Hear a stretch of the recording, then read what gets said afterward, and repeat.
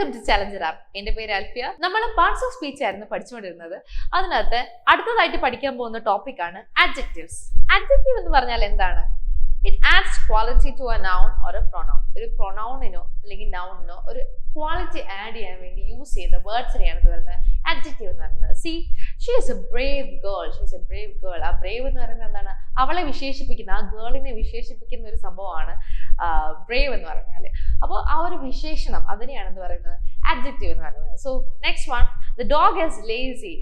അവിടെ ആ ഡോഗിനെ വിശേഷിപ്പിക്കുന്നത് എന്തായിട്ടാണ്? Lazy, മടിയനായിട്ടാണ്.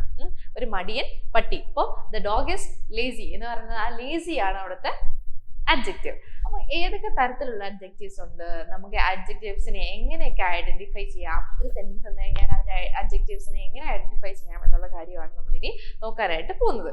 An adjective often comes before a noun. For example, a green car, a dark sky, an interesting story. അപ്പോൾ ഇതിനകത്തെല്ലാം ആ green, dark, interesting എന്നൊക്കെ വരുന്നത് എന്താണ്?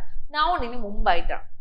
സാധാരണയായി അഡ്ജക്റ്റീവ്സ് വരുന്നത് നൗണിന് തൊട്ട് മുമ്പായിട്ടായിരിക്കും വരുന്നത്. ബിക്കോസ് ആ നൗണിനെ വിശേഷിപ്പിക്കുന്ന അല്ലെങ്കിൽ പ്രൊനൗണിനെ വിശേഷിപ്പിക്കുന്ന ഒരു സംഭവം ആയിരിക്കുമല്ലോ ഈ അഡ്ജക്റ്റീവ്സ് എന്ന് പറയുന്നത്.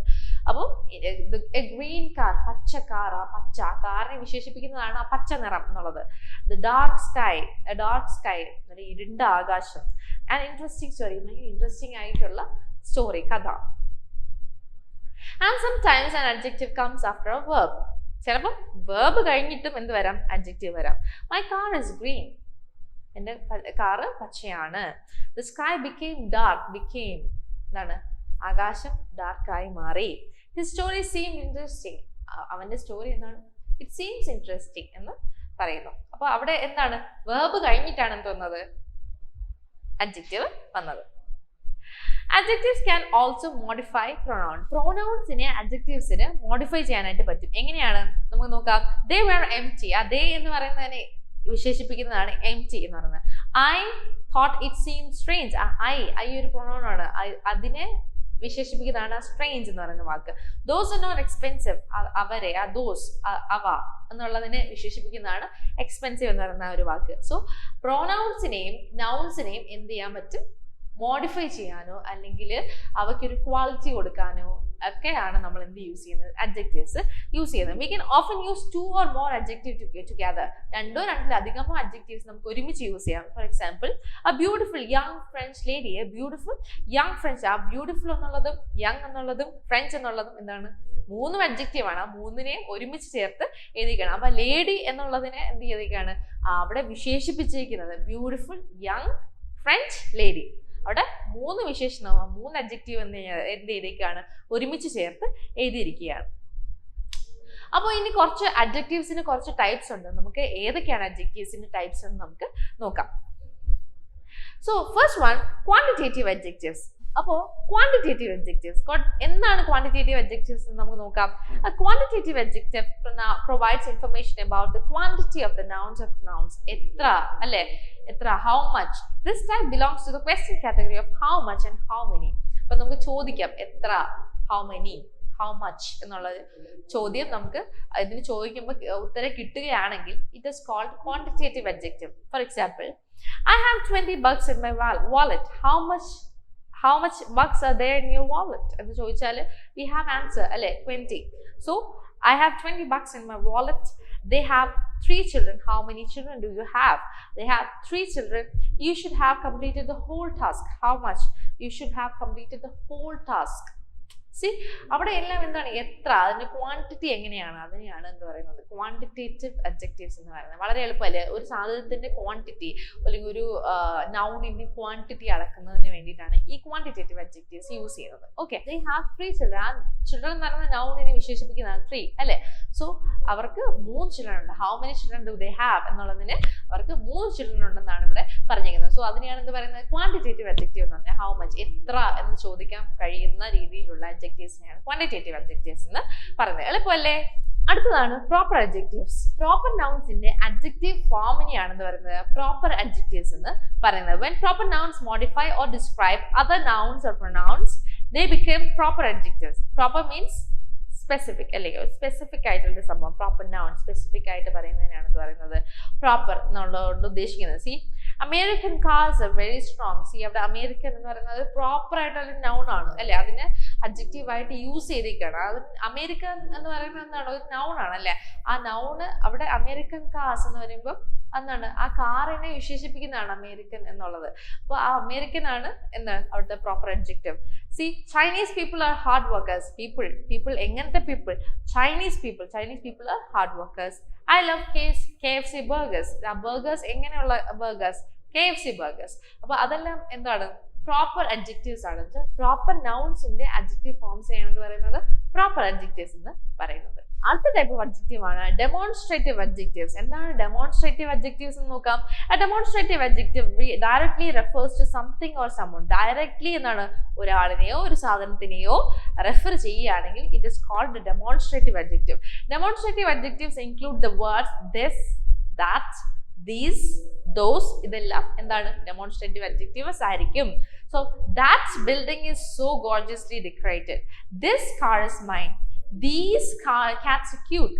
Those flowers are heavenly. See, that, this, these, those, ഇതെല്ലാം എന്താണ്, ഡെമോൺസ്ട്രേറ്റീവ് അഡ്ജക്റ്റീവ്സ് ആണ്. എന്ന് പറഞ്ഞാൽ ഇത്, ഇവ, അവ, ഇതൊക്കെ എന്താണ്, ഡെമോൺസ്ട്രേറ്റീവ് അഡ്ജക്റ്റീവ്സ് ആണ്. ഒരു പ്രോപ്പർ ഒരു സാധനത്തിന് എന്താണ്, സംതിങ് ഓർ സംവൺ, നമ്മൾ അതിനെ ഡയറക്ട്ലി റെഫർ ചെയ്യാണ്. ഓക്കെ, അതിനാണ് ഡെമോൺസ്ട്രേറ്റീവ് അഡ്ജക്റ്റീവ്സ് എന്ന് പറയുന്നത്. അടുത്തതാണ് പൊസസീവ് അഡ്ജക്റ്റീവ്സ്. പൊസസീവ് അഡ്ജക്റ്റീവ്സ് എന്ന് പറഞ്ഞാൽ എന്താണ്, ആ possessive adjective indicates possession or ownership. ഒരാളിനെ പൊസസ് ചെയ്യുക. പൊസസീവ്നെസ് എന്ന് കേട്ടില്ലേ, ഒരാളിനെ പൊസസ് ചെയ്യുക, ഒരു സാധനത്തിനെ possess. This is my pen, this pen is mine എന്ന് പറയുന്നത്, ആ പേന എന്റേതാണ്. It is called possessiveness. So ആ ഒരു പൊസഷൻ അല്ലെ, ഞാൻ ആ പേന എന്റേതാണെന്ന് പറഞ്ഞാൽ ഞാൻ ഐ പൊസസ് ഇറ്റ് അല്ലെ.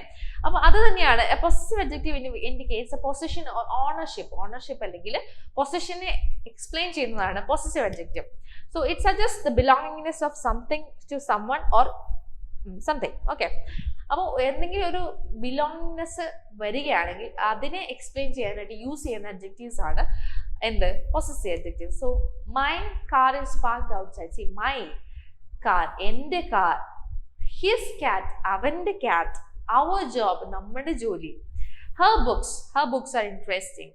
See, my car is parked outside. His cat is very cute. Our job is almost done.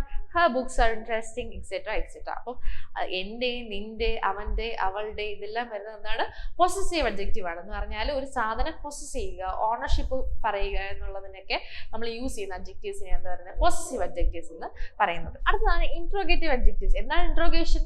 പോലീസുകാർ ഇൻട്രോഗേറ്റ് ചെയ്തു എന്ന് പറഞ്ഞാൽ എന്താണ്, ക്വസ്റ്റ്യൻ ചെയ്യുന്നു എന്നുള്ള മീനിങ് ആണ്. സോ ഇൻട്രോഗേറ്റീവ് സെന്റൻസസ് ക്വസ്റ്റ്യൻ സെന്റൻസസിനെയാണ് ഇൻട്രോഗേറ്റീവ്സ് എന്ന് പറയുന്നത്. സോ ഇത് തന്നെയാണ് ഇൻട്രോഗേറ്റീവ് അഡ്ജക്റ്റീവ്സിനകത്ത് വരുന്നത്. Interrogative adjectives asks a question and interrogative adjective must be followed by a noun or a pronoun. ഒരു നൗണിനെയോ അല്ലെങ്കിൽ പ്രൊനൗണിനെയോ എന്താണ് ഫോളോ ചെയ്ത് വരുന്നതായിരിക്കണം ഇൻട്രോഗേറ്റീവ് അഡ്ജക്റ്റീവ്. എന്തായിരിക്കും? For example which, what, whose, etc. ഇതെല്ലാം എന്താണ്, ഇൻട്രോഗേറ്റീവ് അഡ്ജക്റ്റീവ് ആണ്. These words will not be considered as adjectives if a noun does not follow right after them. Normal ചുമ്മാ which, what, whose അതൊന്നും വന്നാൽ എന്ത് ചെയ്യില്ല, അതിന് അഡ്ജക്റ്റീവ് ആയിട്ട് കണക്കാക്കില്ല, ഇൻട്രോഗേറ്റീവ് അഡ്ജക്റ്റീവ് ആയിട്ട് കണക്കാക്കില്ല കേട്ടോ. അത് ക്വസ്റ്റ്യൻ വേർഡ് മാത്രമായി പോകും. സോ അതിന്റെ കൂടെ എന്ത് വരണം, ഒരു നൗണും കൂടെ ചേർന്ന് വരണം. ആ ക്വസ്റ്റ്യൻ വേർഡിന്റെ കൂടെ എന്ത് വരണം, നൗണും കൂടെ ചേർന്ന് വന്നാൽ മാത്രമേ എന്താവുള്ളൂ, അത് ഇൻട്രോഗേറ്റീവ് അഡ്ജക്റ്റീവ് ആയിട്ട് മാറുള്ളൂ. ഫോർ എക്സാമ്പിൾ നമുക്ക് നോക്കാം. Which phone do you use എന്നാണ്, നിങ്ങൾ യൂസ് ചെയ്യുന്ന ഫോൺ. Which phone. സി, ആ ഫോൺ എന്നുള്ളത് നൗൺ ആണ്. അതിനെ എക്സ്പ്ലെയിൻ ചെയ്യാൻ ഏത് ഫോണാണ് നിങ്ങൾ യൂസ് ചെയ്യുന്നത്, ഏത് ഫോൺ. വാട്ട് ഗെയിം, ഏത് ഗെയിം. ഹൂസ് കാർ, ആരുടെ കാർ. സി, അവിടെ എന്ത് വന്നു, അവരുടെ ആ ഒരു ക്വസ്റ്റ്യൻ വേർഡിന് തൊട്ട് കഴിഞ്ഞ ഉടനെ എന്ത് വന്നു, ഒരു നൗൺസ് ആണ് വന്നത്. നൗൺസ് വരുന്നത് കൊണ്ട് തന്നെ അതിന് എന്ത് പറയാം, ഇൻട്രോഗേറ്റീവ് അഡ്ജക്റ്റീവ്സ് എന്ന് പറയാം. നോർമലി വാട്ട് ഈസ് ദിസ് എന്നൊക്കെ ചോദിച്ചു കഴിഞ്ഞാൽ അതൊരിക്കലും ഇൻട്രോഗേറ്റീവ് അഡ്ജക്റ്റീവ് അല്ല. അവിടെ ഇൻട്രോഗേറ്റീവ് അഡ്ജക്റ്റീവ് ആവണമെങ്കിൽ എന്ത് വരണം, അതിന് തൊട്ടടുത്തായിട്ട് ഒരു നൗൺ ഉണ്ടാവണം. ഓക്കെ, അടുത്തതാണ് indefinite adjectives. Indefinite adjectives. An indefinite adjective describes or modifies a noun unspecifically. ഒരു അൺസ്പെസിഫിക് ആയിട്ട് ഒരു നൗണിനെ ഡിസ്ക്രൈബ് ചെയ്യുക അല്ലെങ്കിൽ മോഡിഫൈ ചെയ്യുക, ഇതൊക്കെ ചെയ്യുമ്പോഴാണ് എന്താ പറയുക, ഇൻഡെഫിനിറ്റ് അഡ്ജക്റ്റീവ് എന്ന് പറയുന്നത്. They provide indefinite or unspecific information about the noun. നൗണിനെ പറ്റിയിട്ട് ഒരു അൺസ്പെസിഫിക് ആയിട്ടുള്ള ഇൻഫർമേഷൻ എന്ത് ചെയ്യുന്നു, കൊടുക്കുന്നു. അങ്ങനെയുള്ളതിനെയാണ് എന്ത് പറയുന്നത്, ഇൻഡെഫിനിറ്റ് അഡ്ജക്റ്റീവ്സ് എന്ന് പറയുന്നത്. For example, common indefinite adjectives are few, many, much, most, all, any, each, every, either, nobody, several, some, etc. So for example, I gave some candy to her. I gave some candy to her. See, ആ some അതെന്താണ്, അതൊരു indefinite adjective. എത്ര കൊടുത്തു എന്നുള്ളത് അവിടെ specified അല്ല. I gave 3 candy എന്ന് പറഞ്ഞിരുന്നെങ്കിൽ ഇറ്റ് ഇസ് സ്പെസിഫൈഡ് അല്ലേ. അവിടെ അത് ക്വാണ്ടിറ്റേറ്റീവ് അഡ്ജക്റ്റീവ് ആയിട്ട് മാറും. പക്ഷെ ഇവിടെ എന്താണ്, ഇൻഡെഫിനിറ്റ് അഡ്ജക്റ്റീവ് ആണ്. I won't A few moments alone, കുറച്ച് മൊമെന്റ്സ്, അല്ലെങ്കിൽ എനിക്ക് കുറച്ച് സമയം വേണം. I won't A few moments alone എന്ന് പറയുന്നത് ആ ഫ്യൂ എന്നുള്ളത് എത്ര എന്ന് പ്രോപ്പർ ആയിട്ട് പറയാം. ഐ വോണ്ട് 5 minutes അലോൺ എന്ന് പറഞ്ഞിരുന്നെങ്കിൽ അവിടെ ഹൗ മച്ച് എന്നുള്ളതിന് ആൻസർ ഉണ്ടായിരുന്നു, അവിടെ ക്വാണ്ടിറ്റേറ്റീവ് ആയപ്പോയിന്. പക്ഷെ അവിടെ എന്താണ്, അവിടെ എത്ര എന്നുള്ളത് സ്പെസിഫൈ ചെയ്യുന്നില്ല. Several writers wrote about reason ഇൻസിഡൻസിനെ പറ്റിയിട്ട് ഒരുപാട് ആൾക്കാർ എഴുതി, ഒരുപാട് അല്ലെ. ഇത് അവിടെ ഒരു സ്പെസിഫിക് നമ്പർ ഇല്ല. Each student will have to submit homework tomorrow. എല്ലാ സ്റ്റുഡൻസും എന്ത് ചെയ്യണം, നാളെ ഹോംവർക്ക് കൊണ്ട് തന്നാലേ പറ്റുള്ളൂ. അപ്പൊ എല്ലാ സ്റ്റുഡൻസും, അപ്പൊ എല്ലാവരും, കുറച്ചു പേര്, few, some, several, each, every, ഏത്, ഇതൊക്കെ വരുന്നത് എന്താണ്, ഇൻഡെഫിനിറ്റ് അഡ്ജക്റ്റീവ്സിനകത്താണ് വരുന്നത്. ഓക്കെ, അടുത്തതാണ് ആർട്ടിക്കിൾസ്. എന്താണ് ആർട്ടിക്കിൾസ്?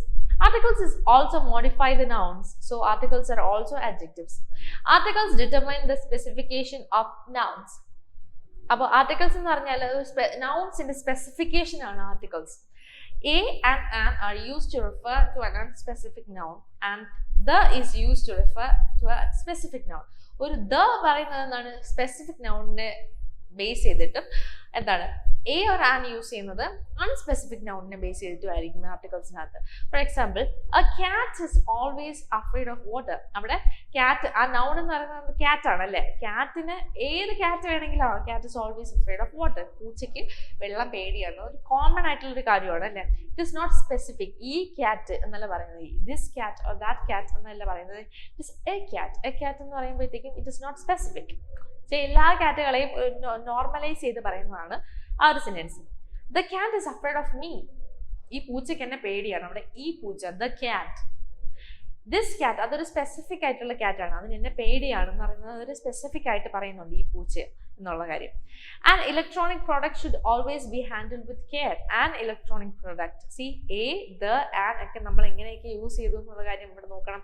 ഒരു ഇലക്ട്രോണിക് പ്രോഡക്റ്റ് നമ്മൾ എന്ത് ചെയ്യണം, ഹാൻഡിൽ വിത്ത് കെയർ ചെയ്യണം. അപ്പം എ, ദ, ആൻ ഒക്കെ ഇവിടെ യൂസ് ചെയ്തിരിക്കുന്നത് എന്തായിട്ടാണ്, ആർട്ടിക്കിൾസ് ആയിട്ടാണ്. അപ്പോൾ അതൊരു അഡ്ജക്റ്റീവ്സിന്റെ ഒരു ഫോം ആണ്.